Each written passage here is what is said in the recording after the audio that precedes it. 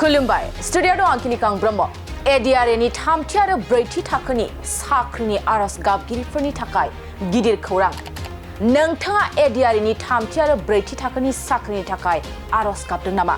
जुदि नोंथाङा ADRE नि थामथि आरो ब्रैथि थाखोनि साख्रिनि थाखाय आरज गाबदों अब्ला नोंथांनि थाखाय गिदिर खौरां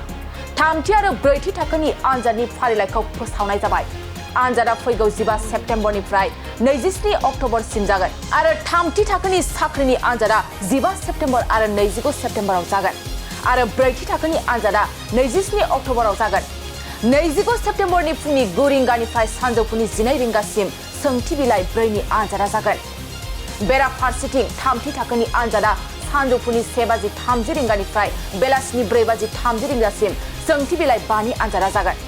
आरो ब्रैथि थाखोनि साख्रिनि आनजादा 27 अक्ट'बरनि फुंनि 9 रिंगानिफ्राय 11:30 रिंगासिम जागोन आरो सानजौफुनि 1:30 रिंगानिफ्राय बेलासिनि 4 रिंगासिम ब्रैथि थाखोनि बिनायसाफोरनि सोंथि बिलाइया 2 नि आनजादा जागोन बेजों लोगोसे बिनायसाफ्रा माखासे नेमफोरखौ मानिनानै सोलिनांगोन आनजाद हलाव मबाइल फन केलकुलेटर एबा जेबो गुबुन रोखोमनि मुवा बेसादफोर लांनो मोननाय नङा नोंथाङा खालि एडमिट कार्ड रेबगन आईडी कार्ड आरो ड्राइभिं लाइसेन्सखौल' नोंथांजों लोगोसे लांनो हागोन ADRE नि थामथि आरो ब्रैथि थाखोनि साख्रिनि आनजादनि थाखाय बिनायसाफ्रा 2 सेप्तेम्बराव एडमिट कार्डखौ डाउनल'ड खालामनानै लानो हागोन बे समाव फिन फोरमायबावोदि ADRE नि थामथि आरो ब्रैथि थाखोनि साख्रिनि आनजाद गाबगिरिफोरनि थाखाय गिदिर खौरां थामथि आरो ब्रैथि थाखोनि आनजादनि फारिलाइखौ फोसावनाय जाबाय आनजादा फैगौ 15 सेप्तेम्बरनिफ्राय 27 अक्ट'बरसिम जागोन आरो थामथि थाखोनि साख्रिनि आनजादा 15 सेप्तेम्बर आरो 25 सेप्तेम्बराव जागोन आरो ब्रैथि थाखोनि आनजादा 27 अक्ट'बराव जागोन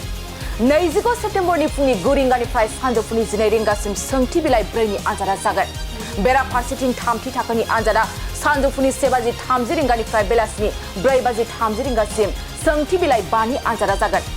आरो ब्रैथि थाखोनि साख्रिनि आनजादा 27 अक्ट'बरनि फुंनि 9 रिंगानिफ्राय 11:30 रिंगासिम जागोन